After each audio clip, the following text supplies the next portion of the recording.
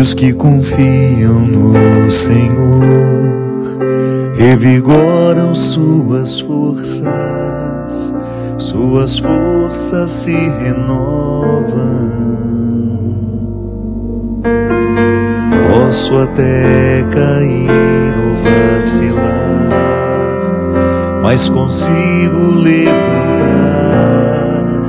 pois recebo dele asas. E como águia me preparo para voar. Eu posso ir muito além de onde estou. Vou nas asas do Senhor. O teu amor é o que me conduz. Posso voar e subir sem me cansar, ir pra frente sem me fatigar. Vou com asas como águia,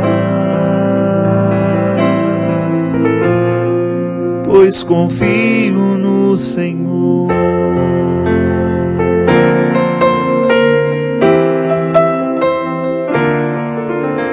Sei que os que confiam no Senhor revigoram suas forças se renovam. Posso até cair ou vacilar, mas consigo levantar, pois recebo dele asas. E como águia me preparo para voar.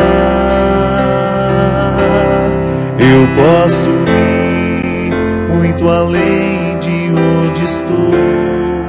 Vou nas asas do Senhor. O teu amor é o que me conduz. Posso voar e subir sem me cansar, ir pra frente sem me fatigar. Vou com asas como águia. Posso voar e subir sem me cansar, ir pra frente sem me fatigar. Vou com asas como águia, pois confio no Senhor.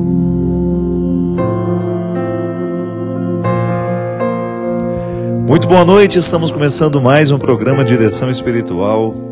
Obrigado pela oportunidade de entrar na sua casa, de estabelecer este momento de comunhão. Hoje cantando essa música que nos recorda que a nossa missão, né, é buscar sempre as alturas. É interessante, minha gente, como na vida nós corremos o risco de nos acostumar com aquilo que é rasteiro. É interessante que é até uma arma do diabo no mundo de hoje. E quando eu digo diabo, eu me refiro a tudo aquilo que é diabólico. Gosto de dar sempre essa explicação, fazer essa distinção. O que é o diabólico? É tudo aquilo que nos quebra, que nos retira a inteireza, né? São duas palavras que se complementam e que, ao mesmo tempo que simbolizam o contrário uma da outra, elas se complementam nos significados. O simbólico é aquilo que une, que estabelece as pontas, o vínculo, que faz com que a compreensão seja facilitada. E o diabólico é aquilo que quebra, é o avesso do simbólico.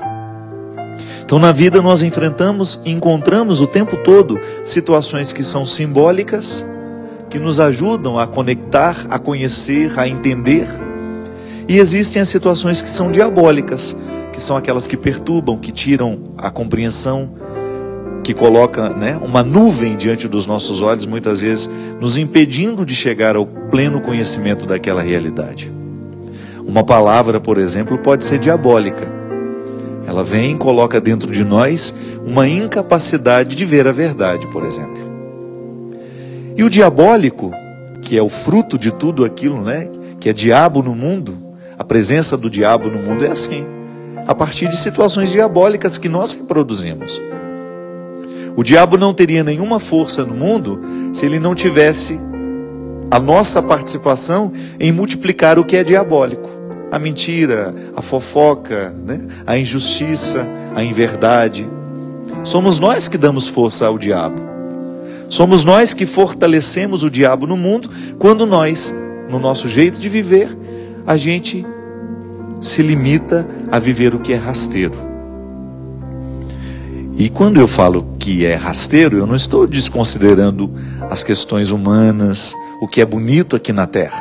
Não, eu estou falando daquilo que nos faz perder a capacidade de ir além. Quando é que um ser humano começa a morrer? É quando ele perde a capacidade de ir além. Quando ele perde a capacidade de acreditar na superação, na possibilidade de ultrapassar um limite que é dele. Não é assim? Eu fico pensando que a dinâmica da nossa vida está muito associada também à dinâmica dos nossos sonhos. Eu fui um homem hoje, estou terminando o dia e olho para tudo aquilo que fui, e porque sou cristão, porque acredito no que é simbólico, na força de Deus em mim, porque faço a opção pelo que é simbólico, eu vou olhar tudo aquilo que eu fui com uma perspectiva de superação. Amanhã eu preciso ser ainda melhor. Aquilo que me segurou, aquilo que me impediu de ir além hoje, os meus sentimentos que não foram nobres, tudo aquilo que me impediu de ultrapassar os meus limites hoje, eu preciso superar amanhã. Isso num projeto que nunca tem fim. Porque já dizia São Paulo, a missão de todos nós é buscar as alturas, né? É fundamentado em tudo aquilo que é humano, em tudo aquilo que é térreo, para ter condições de alimentar no meu coração essas esperanças que me fazem ultrapassar os meus limites. Isso é bom, não é? Você ter a oportunidade de se olhar com esperança e você acreditar que você ainda não esgotou as suas possibilidades como pessoa. É muito confortante você saber que você ainda não esgotou a sua capacidade como filho, por exemplo. Que você ainda tem muito que visitar no seu coração para ser o filho que você pode ser. Que você tem muito que se empenhar com o auxílio da graça de Deus sempre para ser o filho que você pode ser. Isso vale para todos os nossos papéis, né? Você se interpretar assim como pai, isso vai dar uma dinâmica à sua paternidade. Você ainda não é o pai que você pode ser. Você ainda não é o pai que o seu filho merece que você seja. Então você vai se investigando diariamente para você superar os seus defeitos, os seus limites, para que prevaleçam as suas qualidades. Porque esse é o grande objetivo nosso, não é verdade? Para que nós temos uma religião? Não é só para cumprir o preceito, ir ao culto no sábado, ir à missa no domingo, não. A religião que nós praticamos é um instrumental que Deus nos concede, né? É humano e divino ao mesmo tempo. É um instrumental que nós temos para fazer com que cada vez mais a gente entre nessa dinâmica de transformação. Só assim a religião poderá ser fértil, quando ela nos motiva a ser um ser humano melhor. A verdadeira adoração é aquela que a adoração a Deus é aquela que nos coloca na administração consciente das questões humanas. Então eu olho para o meu jeito de ser gente, para o meu jeito de ser padre, para o meu jeito de ser filho, de ser irmão, de ser amigo, e eu vou investigar aí nesses meus inúmeros papéis que eu posso desempenhar como pessoa, como é que eu posso melhorar tudo isso. Você lá na sua relação de trabalho, é interessante como a gente quer viver o cristianismo, a gente quer ser cristão, mas nem sempre a gente tem consciência para essas coisas, não é verdade? Nem sempre você associa a missa que você participou no domingo, ou o culto que você foi no sábado, ao longo da semana, com o seu jeito de trabalhar, de tratar os seus colegas de trabalho, de tratar as pessoas que se aproximam de você. Ali que o nosso cristianismo vai pedir os resultados da missa, os resultados do culto, o resultado do estudo da palavra. É na hora que a gente vive que vai nascer o testemunho daquilo que Deus está realizando em nós. É engraçado, né, gente, que às vezes as pessoas vivem uma experiência tão negativa com a religião que elas ficam descrentes de Deus por causa disso, por causa da falta de testemunho que presenciou enquanto estava lá dentro da igreja. Não é? Quantas vezes nós identificamos que no nosso contexto religioso há mais maldade do que entre os ateus? E que às vezes você encontra ateus que têm um coração muito melhor, muito mais justo, muito mais verdadeiro, muito mais ético do que naquele que está lá dentro da igreja todos os dias. Por quê?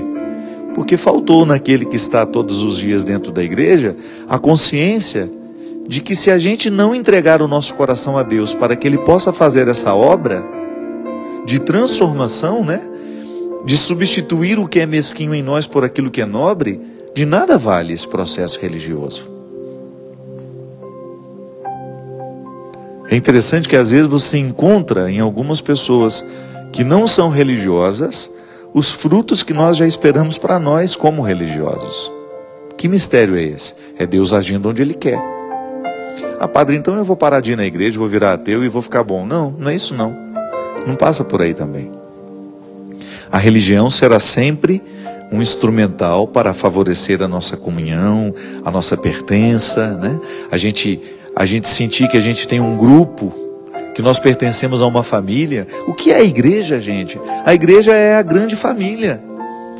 É bom a gente saber que nós temos pessoas que sonham os mesmos sonhos, que desejam os mesmos projetos. É assim que nascem as comunidades de vida, né? Quantas comunidades de vida nasceram assim?